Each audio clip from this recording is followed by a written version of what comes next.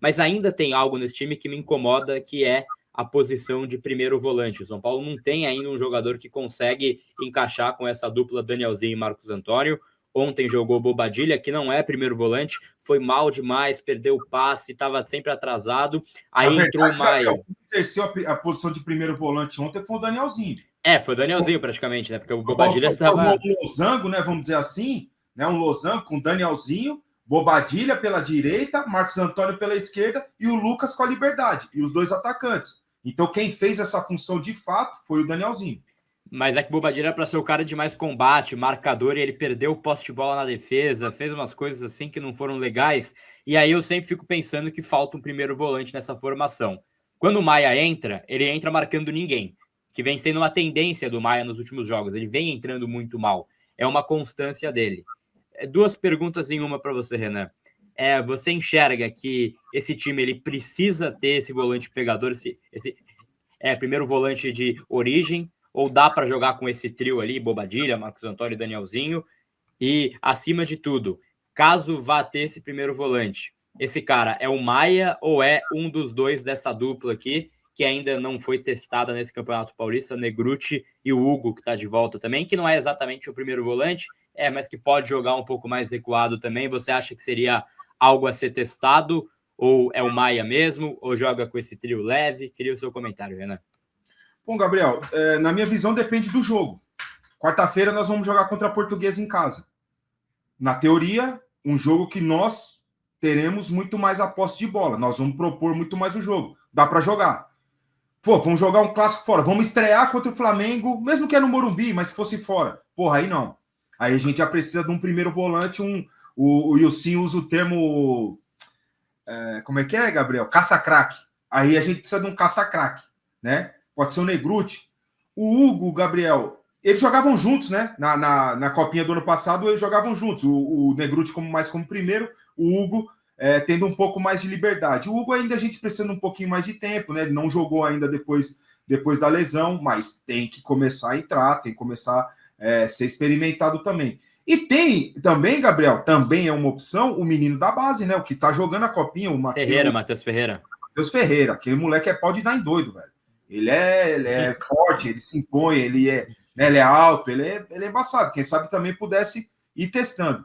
Eu não abro mão ainda do Maia, do Pablo Maia. Então, ainda não abro mão, né? Concordo com a sua opinião, concordo com a visão da maioria dos torcedores, né? Que ele teve uma queda de rendimento depois das duas lesões impressionante, porque se não fosse isso também, nem no São Paulo ele estaria mais, porque o nível que ele estava jogando antes disso era impressionante, e ele não conseguiu voltar mais naquilo que ele fazia. Então, Gabriel, a minha avaliação é a seguinte: ele tem que analisar jogo a jogo, a característica do jogo, do adversário, para entender. Tem jogo que você precisa do cara que desce a porrada. Mano. Um jogo contra o Flamengo, contra a Arrascaeta no meio do campo. Pô, eu preciso de um cara colado no Arrascaeta e chegando junto. Não a morosidade, e é característica de jogador, não a morosidade, a passividade que joga o Bobadilla e o Marcos Antônio. São características diferentes. O Marcos Antônio é o jogo jogado, né? É a condução de bola, passe entre linhas e dita ritmo de jogo. Ele não é pegador, é característica dele. Então você precisa do cara do lado dele que chega junto, que chega mais, né? Então, pensando nisso, a gente pode muitas vezes fazer uma formação assim, um primeiro volante, que pode ser o Negrutti, pode ser o Pablo, um primeiro volante, Danielzinho e Marcos Antônio, certo? 2 segundos volantes, 2 atacantes de lado de velocidade e um atacante. Então você vai ter um meio de campo com força, com qualidade para jogar, velocidade pelos lados e um centroavante. E outras formações também, com um jogo mais tranquilo. Pode jogar Danielzinho e Marcos Antônio em 3. 2, 3, 1. Certo? Com 2 velocidade, 1 meia, que nós não temos o 10, mas nós temos o Lucas, nós temos outros jogadores que podem fazer ali o papel de meia atacante, meia e segundo atacante junto com o centroavante. Isso aí ele vai ter que variar, ele vai ter que ver isso daí. Ele vai ter que testar, porque é uma formação muito nova para esse time, para o Crespo, né? Do Crespo, e que não está tendo tempo de treinar também, né, Gabriel? Isso aí é complicado. E um detalhe importante, né? Eu posso até ser xingado agora, mas na formação de linha de 4, para mim, o Cédric tem que jogar. Sempre, não.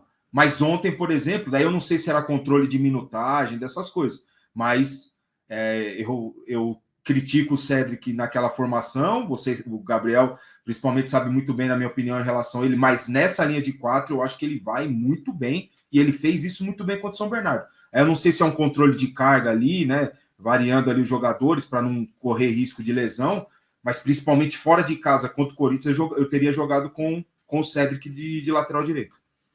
Essa formação sua que você propôs é interessante também, Renan. Pensando no time de ontem, assim, eu tô com muitos pontos em relação ao Maia, assim. Para mim, o Maia, eu tinha falado no passado e falo esse ano de novo, o São Paulo perde chance de venda, perde uma janela de venda para o Maia.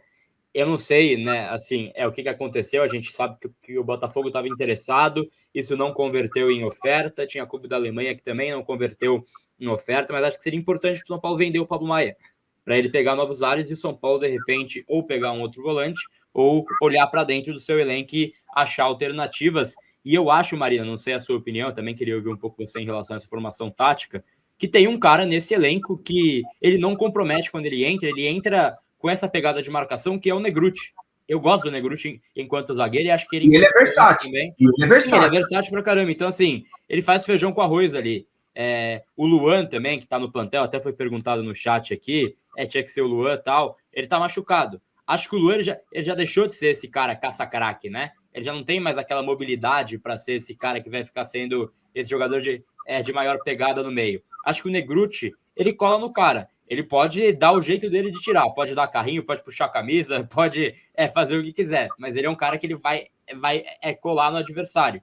Isso eu acho que ele é um jogador que ele tem um pouco dessa característica. Queria te ouvir um pouco em relação também a essa posição de primeiro volante. Gabriel, concordo plenamente. Eu, particularmente, gosto muito desse tipo de jogador. Eu sempre falo para o Zé aqui em casa, para mim o primeiro volante ele é muito importante, mas demais assim, porque ele deixa a defesa um pouco mais protegida e permite que os jogadores mais criativos de melhor qualidade possam arriscar coisas mais ousadas, digamos, sem que o time fique vulnerável. O que eu sinto do São Paulo agora é que até escanteio para nós é perigo de contra-ataque, porque não se pega a segunda bola ali, sabe? Eu acho que falta essa solidez, esse jogador mais sólido. É engraçado, o chat perguntou do Luan, né? Eu ia até citar, eu ia falar, cara, se o Luan tivesse 100%, se o Luan ainda fosse, né? Não existe si no futebol, mas se ele fosse esse jogador que ele foi em 2021, os problemas estavam resolvidos.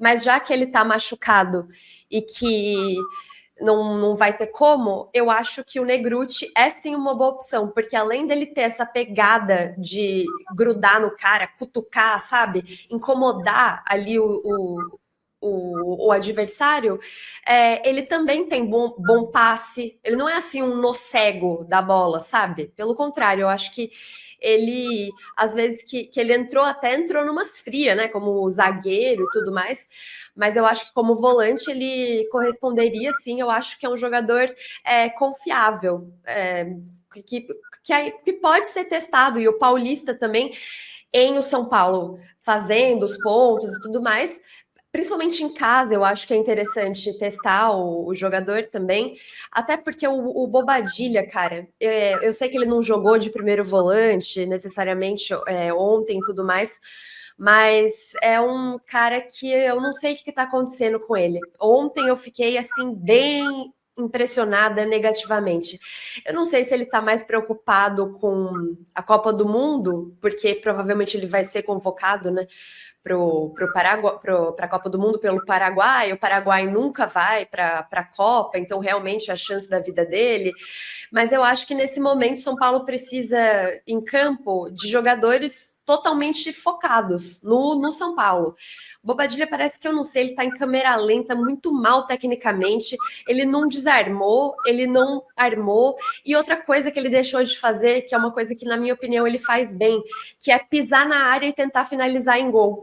Ele tem um bom chute, já fez alguns gols importantes, né, pelo São Paulo, era uma coisa que até importante de ser explorada pelo São Paulo no jogo de ontem, por exemplo, e não foi explorada, porque o Bobadilla parecia que ele estava num limbo ali, que ele não fazia nenhuma coisa e nem outra.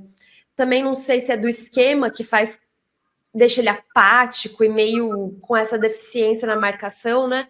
E eu acho que foi justamente essa apatia e umas coisas inexplicáveis que ele fez no meio de campo que deu essa sensação para o São Paulo que o Corinthians poderia talvez fazer o gol ali a qualquer momento. Até no lance do gol, do Corinthians, ele tá andando, ele tá meio que nem aí pro lance, não tô falando que ele não... Entendeu? Mas acho que precisa acordar mais, ficar mais ligado. E é isso.